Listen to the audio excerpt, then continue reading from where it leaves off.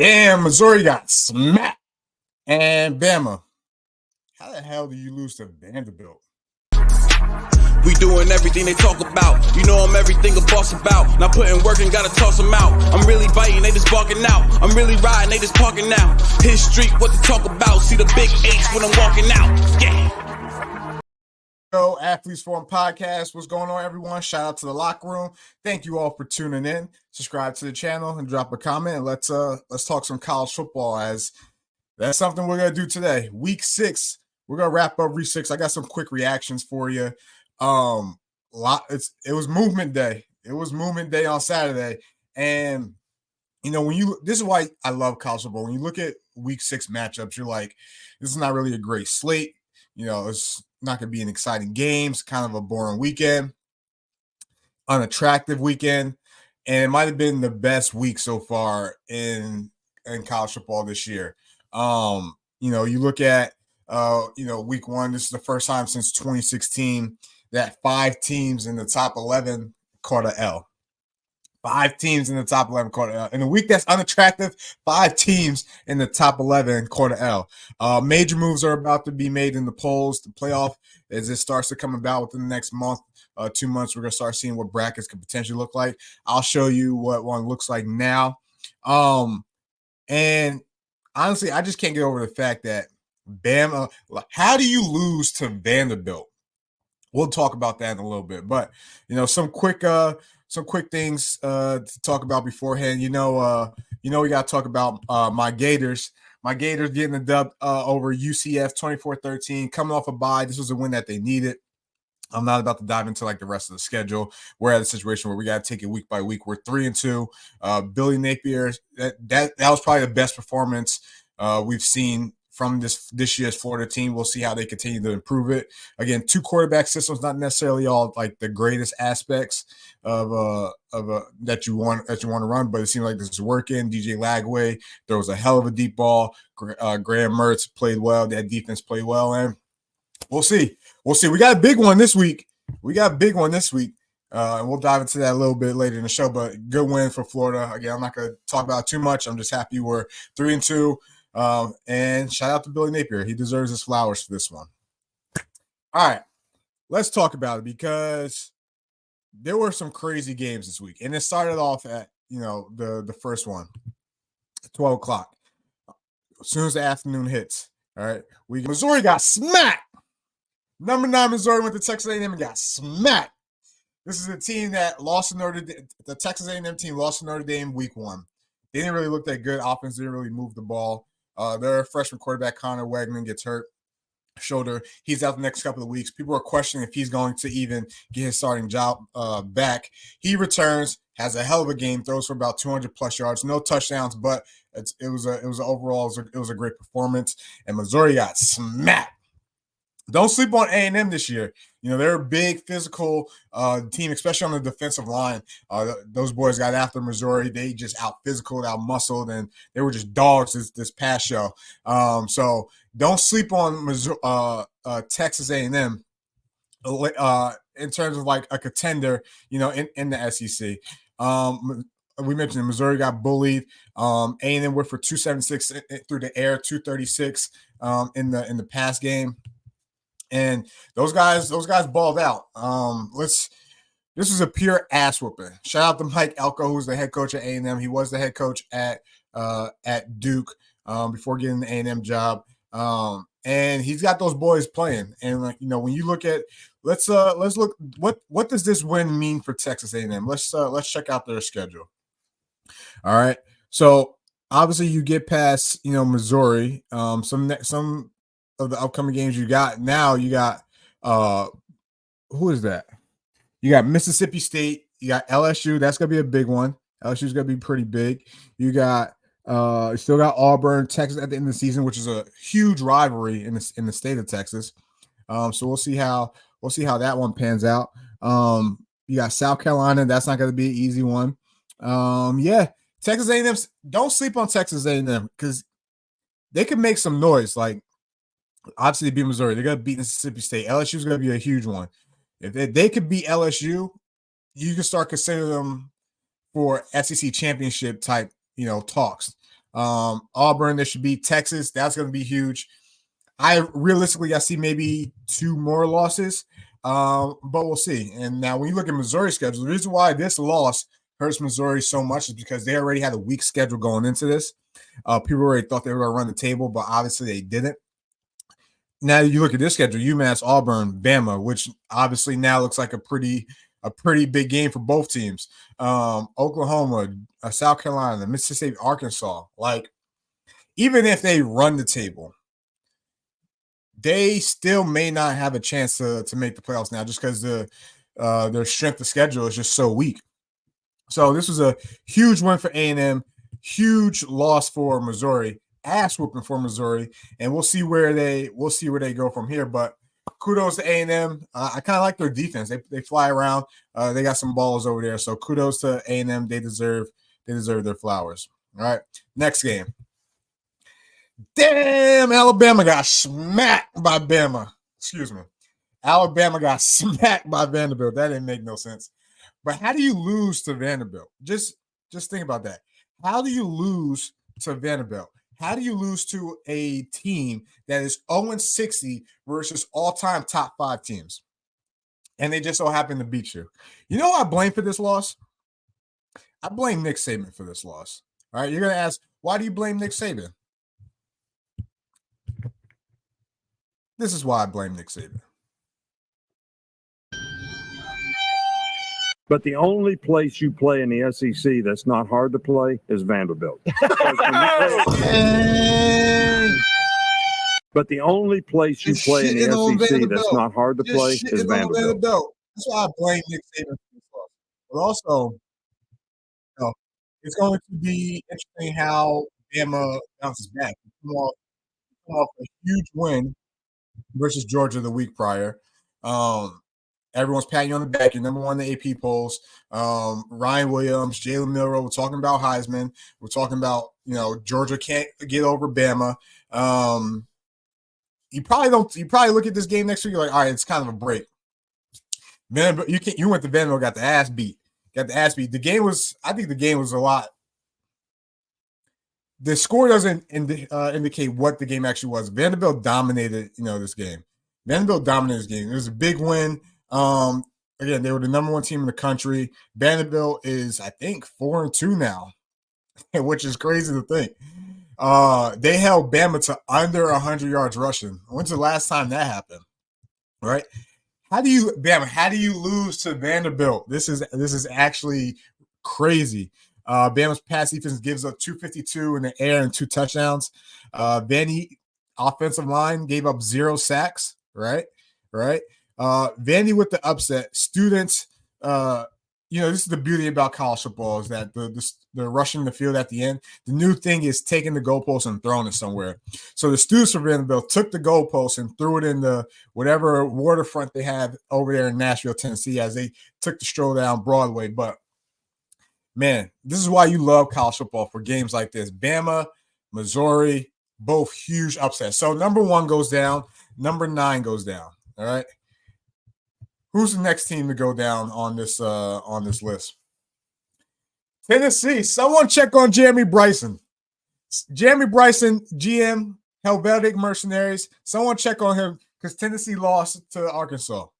Someone check on my guy. Arkansas, they play well.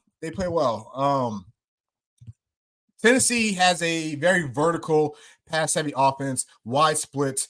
They use all the length of the field. It's hard for defense to not necessarily cover that much space, but you're easily put in a conflict, because this game is all about leverage and obviously making sure you can play a run and play a pass at the same time, and you got to have dudes that could move and speed when on defense when covering or playing against a Tennessee team.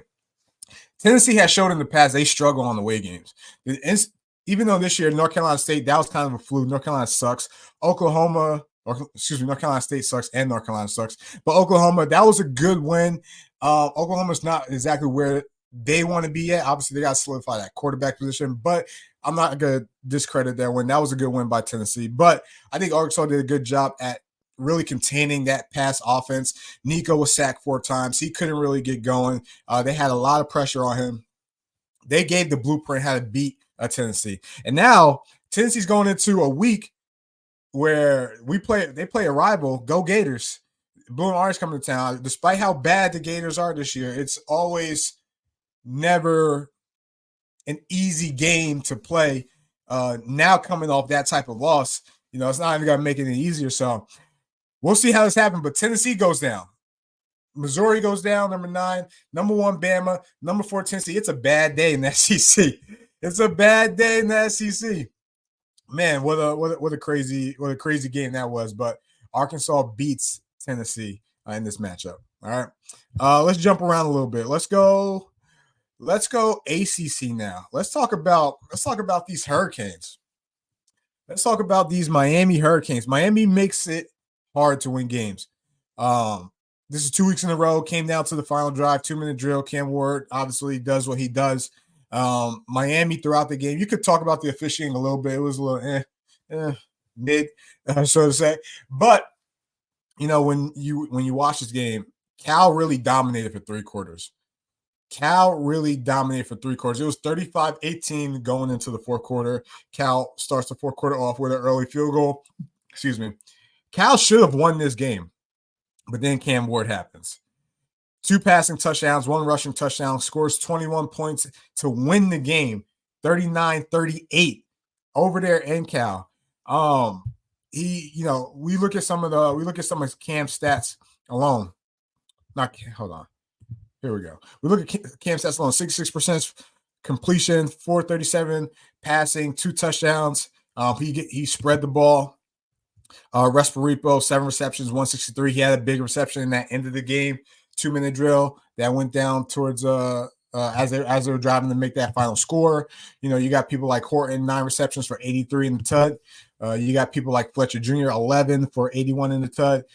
Miami, it's good that they're winning these games now because then they're showing that they could be in tight ball games, but they're making it hard. They're making winning look very hard right now. But Cam Ward is, doing his job. Miami is doing their job. They're balling. That was a huge win. Obviously, to travel that far west and pick up a dub like that, kudos for them. We'll see how they got. I think they got Louisville next, and Louisville just came off a loss versus SMU. So we'll see how that pans out. That's not going to be a pushover. They're going to have to beat Louisville. And Miami has shown us that they could really possibly dominate the rest of the schedule, or they could trip up 2 more times. So we'll see. It really just depends on the Miami team we're going to get. But kudos to Miami for winning this game. All right. 2 other games I want to get to real quick before diving into the most fabulous week we're ever going to have in college football. And I'll dive into that here shortly. But number 11, USC goes down to Minnesota. Minnesota is a hard team to beat. They're always gritty. They're always tough. They're always going to play you hard. It's a heartbreaker for USC, especially already losing to Michigan. Now you got Penn State coming next week. Penalties really killed USC. I know they had 8 for 59 in crucial time, especially unnecessary roughness towards the end of that game. USC, this loss hurts them a lot because even before this game, you could have lost a second game, let's just say this Penn State game, and possibly still have a chance to make the playoffs. But USC losing to Minnesota, you still got Penn State, you still got Rutgers that's 4-1 on your schedule. You still got some ball games on there. So we'll see how they regroup from this. But this was a bad loss for USC. Shout out to Minnesota for getting a good win in this game. A team that was +2 in the turnover battle. All right. This next one. Man, Michigan might be the most fugazi top 10 team ever. 27-17 loss over Washington. I'll give it to them. It was close. It was 17-17 for most of this game going into the fourth quarter. Michigan does have an identity crisis. Jack Tuttle, they're using their 3rd quarterback. He showed that he could push the ball a little bit down the field. They opened up that offense a little bit. Running game got involved. I know Donovan Edwards had a touchdown. 2 turnovers at the end basically sealed it. All that work you did for 3 quarters and then the turnover at the crucial time basically sealed the game for Michigan. Washington gets a good win, especially coming off of a tough loss versus Rutgers the week before. 27-17, number 10 Michigan goes down. We'll see how this affects them in the poll. All right. Speaking of the poll, let's bring it up. AP poll just released. All right. So obviously some changes are made. Bama drops. Miami moves above them. Tennessee drops. Obviously, A&M with the big jump from 24 to 15. Who else we got? Michigan, I'm surprised they're even still in the top 25. I'm being honest. Missouri, we'll give them credit. But yeah, it's looking interesting. And the reason why I wanted to bring this up is because if the playoffs started today, these are our matchups. These are our matchups. You got your group of 5 winners. All right, Ohio State wins the Big 10. Texas wins the SEC. BYU wins the Big 12. Clemson wins the ACC. All right. So you got your group of 5 winners, or what you would have as group of 5 winners. There's no Pac-12 winner here. And then you got, those are your Power 5 winners. Then you got your group 5 winner who would be Navy. And then obviously you see at the bottom the teams that are fighting for it. So Army, UNLV, Boise State, who I think will probably get that spot at the end of the season, and Liberty. But look at these matchups. This is why college football this year is going to be ridiculously fun to watch. Ridiculously fun to watch. It's so exciting just to see these matchups, see these games in a week that was very unattractive on paper. It turned out to be probably the best week we got thus far. And now we're heading into what is going to be the best week ever in probably college football history, at least on paper, potentially. And why is that? There's a gauntlet of games this Saturday. If you have a wedding, if you have any plans, please cancel them if you're a college football fan. There is a gauntlet of games this Saturday. We got Ole Miss at LSU. We got Florida, Tennessee. We got Ohio State, Oregon. We got Penn State, USC. We got Oklahoma, Texas, Red River, right? So these are going to be some great games to watch and to keep an eye on as we're watching college football this year. I mean, alone, just looking at this slate, obviously it's SEC and Big Ten heavy, but how do you not get excited for these types of games that we're about to get? These types of games we're about to get this weekend. It's going to be phenomenal. Cancel all plans. Hide your kids, hide your wife. It's going down this weekend in college football, October 12th, week 7, the best week we're about to experience ever. All right. And you know what? Let me do this real quick. All right. Because I think it's important to point out, to see it here, that even with all these good games, there's some hidden ones in there. Alabama, South Carolina. How does Bama bounce back, right?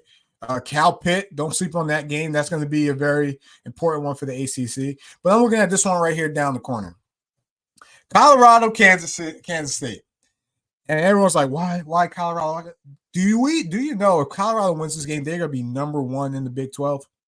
They're going to be number 1 in the Big 12. All this talk about, Dion and like, the schools and all this stuff. Colorado has a chance to be number 1 in the Big 12 after week 7. Obviously, there's still a long season to pan out, but if you just sit and think on that, that's something no one would have thought. Man, I'm excited for this weekend. Let me know what you guys think. Drop a comment, share with a friend who you're excited to watch. What were your thoughts on the game? Locker room, talk to me. Missouri gets smacked, and how does Bama lose to Vanderbilt? I only know one person in the NFL that went to Vanderbilt, Jay Cutler. Locker room, let me know if you can name another great Vanderbilt NFL player or college player at that.